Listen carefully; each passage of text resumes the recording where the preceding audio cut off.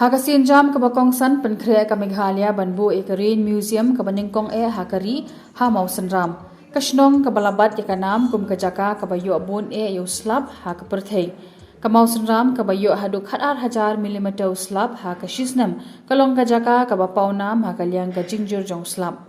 UMLA ka Mawsynram uba olan sing sun ula pentikna baladap ya gajing aitanda bat ladab ru ban mang arpusan keluar tengka na kabenta ka ni ka project lakmi lenti bo an sala ban pendap ya ka ni gajing tei hapo arsnam ya ki jing tei ha ka ni ka museum on penmandur da gajing penan kami ki sit ki ban sa pen iru ya ka rukom hap jong uslap ka penpaw ya ka jinglong kerpang jong ka sun beneng bat ka culture jong ka ni ka than uba sun ula ong ba ka ni ka project kam dei shu tang ka jing tei henry kan longru kum ka jing pensanam ya ka mensim ka ba yaisha jong kinong Mawsynram bat ka ni kan nong ka sin jam ka ba kraw ban ra ka kerteng jong ka shnong kum ka we na ki jaka jong okai ha ka perthei.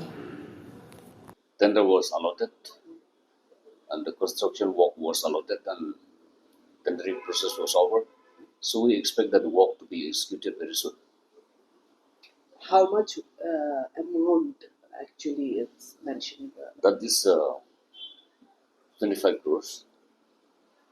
Yeah. And who got the tender, sir? Any idea? And this Jason company.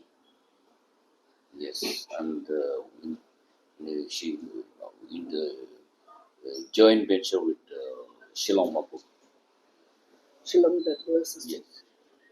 We expect that the project to be completed within 2 years.